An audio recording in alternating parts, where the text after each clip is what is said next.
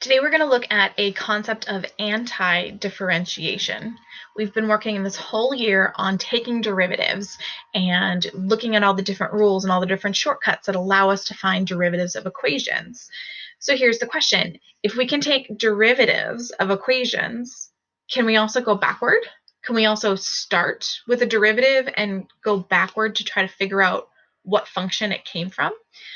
So that's what we're going to be taking a look at today, is that idea of anti-differentiation. How do we go backwards using differentiation and the differentiation rules? The first rule we're going to take a look at today is the power rule. For differentiation, the power rule was that if you wanted to take the derivative of any x to an exponent, we would multiply by the original exponent times any coefficients that we had, and then we would subtract 1 from the original exponent that we were given. So that was just generally the power rule. So we would always drop the exponent by 1, and we'd have a brand new coefficient. That coefficient would have to get multiplied by whatever the original exponent was in the problem. So here's a couple of examples. Again, this is differentiation. This is the same power rule that we're always used to doing. So we would have this notation, d over dx, that says you're going to take the derivative. And if it was of x to the 5th, I'm going to bring that 5 down out in front.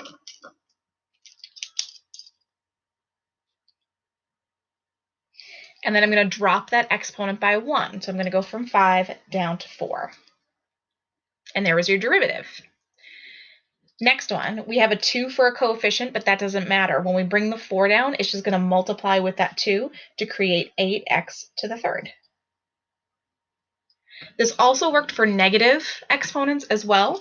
So that -7, it will just come down and multiply with the -3 to create a new coefficient of 21. And we drop the exponent by 1. We subtract 1. So we go from -7 down to -8. This power rule also worked when we had fractional exponents. So this is the radicals we were talking about. 2x to the 1/3. You might have also seen this maybe as 2 times the cube root of x. Those two functions are the same thing, but we like to look at it with an exponent of 1/3 because we can follow this power rule. The 1/3 will multiply times the 2 to create 2/3, and the exponent drops by 1. So this becomes a -2/3. Now we would also look at that and say, well, I don't want any negative exponents in my answer, so we would go as far to say that we're going to put that in the denominator with the 3 and have x to the 2/3 in that denominator. That was all differentiation. That was all applying the power rule. What we're going to do is to try to go backwards. How do we go from 5x to the 4th to go backwards and know that that came from x to the 5th? How do we start with 8x cubed and know that that came from 2x to the 4th? How do we start with these negative exponents and know that, oh, this had a negative coefficient as well? And when we're working with things with fractional exponents, how do we know, again, what we originally started with? So to do this, we're going to talk about the anti-differentiation version of this power rule. So this is your differentiation rule. We're going to talk about the anti-differentiation.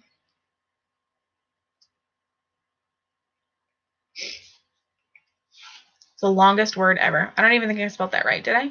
I think I did. Okay, we'll move on. The anti-differentiation rule. So first of all, the derivative rule had this special kind of notation here, the d over dx, to let me know that I was taking the derivative of that idea. The anti-differentiation has a special symbol as well. It's not always with letters, although there is a dx that's kind of in there. And it's a special kind of swirly, elongated S. If you guys remember in my classroom, there was a whole bunch of graduation caps kind of in this shape. This is the integral symbol. It looks like an S that's been stretched really, really, really thin. It's actually not. It's just an integral symbol. Okay, so this is the integral symbol, and then what's going to happen is the term that you're going to anti-differentiate, or the term that we're going to be looking at to do our work, is usually in here. Sometimes it's in parentheses, sometimes it's not. And then at the very, very end, you're going to find a dx. Now, what this means is the integral symbol kind of starts the group of what we're trying to anti-differentiate, and the dx is the ending of what we're going to try to anti-differentiate. And these two things together mean we're going to find the antiderivative of this stuff. We are going to use those differentiation rules, but backwards. So how do we do this? If I wanted to find the antiderivative of x to the n power dx, this is the rule now. So x to the n is what we're given, and we're trying to go backwards with it. Since we're going backwards, what's going to happen is your exponents are not going to drop by 1. They're not going to subtract. We're going to add 1 to your exponents. That's one of the first things that's going to happen, is we're going to end up with an x to the n plus 1 power. So think about it. If we start with 4, we need to increase that by 1 to get to the 5. If we start with a 3, we're going to need to increase that by 1 to get back to the 4. So instead of subtracting 1, we're doing the opposite. We're adding 1. So that's one of the things that's going to be different about this. In differentiation, we multiplied the original exponent by whatever coefficient was in there. This time we do need to go backwards. We need to take the coefficient that we had, and we're going to be dividing it. And we're going to be dividing it by the new exponent in this time. So what this is going to look like is a 1 over the n plus 1. So that means that whatever coefficient we had in front of here, which in this case was a 1, we're going to divide it by n plus 1. So the two things that we're going to do, we're going to add 1 to the exponent. And the other thing that we're going to do is divide coefficient by the new exponent. Those are basically your two steps that we're going to be doing. So we're going to look at the derivatives we took first time, and we're going to kind of work our way backwards and then take a look at a few of the other problems as well. Okay, so the very first derivative we had was 5x to the 4th. So to go backwards, we're going to use that special integral symbol, 5x to the 4th. We're going to end it with a dx, and this says do the opposite of differentiation. Do the anti-differentiation for this term. So what I'm going to do is start with the x and its exponent, which is a 4. That is going to change into x to the 5th power. Then what I'm going to do is take the 5 that I have in there, and I'm going to divide it by my brand new exponent, which is 5. This is going to simplify into x to the 5th, which is what I had originally started with over here. Let's do another one, maybe with the negative exponent. So if we take a look at this one, we're starting off with 21x to the negative 8th, and that's what we're trying to try to anti-differentiate. So start with the x and its power. X right now is to the negative 8, so we're going to go up by 1 and make that negative 7. Then I'm going to take that old x, that coefficient that we had of 21, and I'm going to divide it by my new exponent, which is negative 7. This is going to give me a total of negative 3x to the negative 7, which again is what I have over here. I'm in the way. All right, we're going to do one more of the examples that we did before. So if we see something like a fraction like this, I highly recommend starting with this kind of expression, something with a negative exponent, something where the x is visible and it's got one exponent and it's not like in a fraction or anything like that. So if we take a look at this, 2/3 x to the negative 2/3 dx. So what we're going to do is we're going to do the antiderivative for this. So we're going to up the exponent by 1. This is negative 2/3. If I add 1 to that, that gives me x to the positive 1/3. And I'm going to take my original coefficient, which is 2/3, and I have to divide it by my new exponent of 1/3. So if I want to combine those things, if I'm dividing by a fraction, I can also multiply by their reciprocal.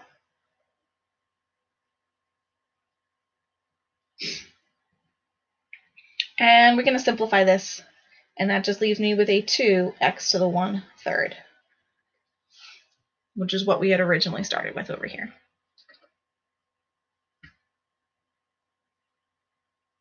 So a couple more examples of things that we wanted to see. If you saw an antiderivative and there was a whole bunch of different terms in there. So let's say we had x to the fourth plus a 2x to the third minus a 4x. There's all a bunch of different terms in there. Each one of those terms is going to follow the power rule for anti-differentiation, meaning each one separately kind of follows that power rule.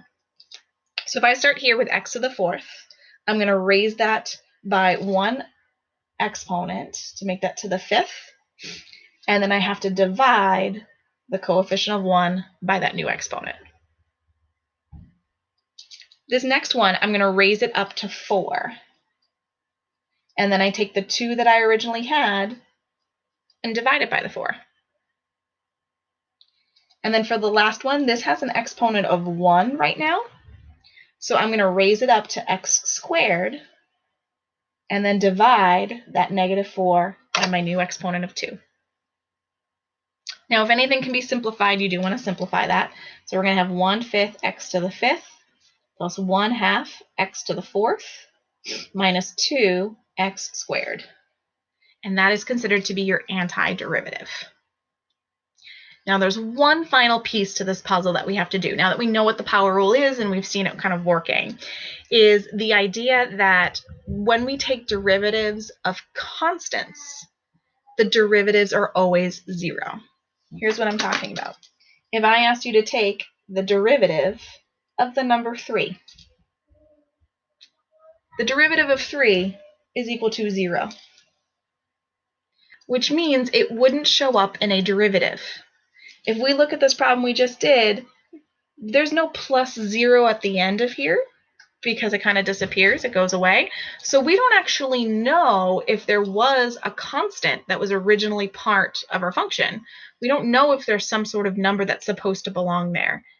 But we need to keep that idea that it's possible. There is possible that there was a constant.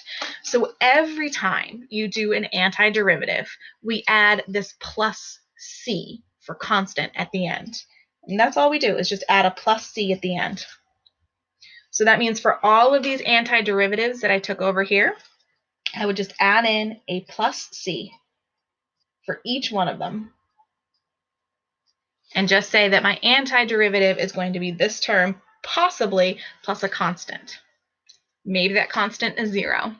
Maybe it's a negative pi. We really don't know. We would need more information to be able to find that out. But it's just kind of representing the fact that there could be something else there, a constant number, that could have a derivative of 0 and that we just didn't see. So that is your anti-differentiation rules for the power rule. We're going to increase the exponent by 1. We're going to divide the coefficient by the new exponent, and you're also going to make sure that there is a cherry on top and that there's a plus c on every single anti-differentiation that you do.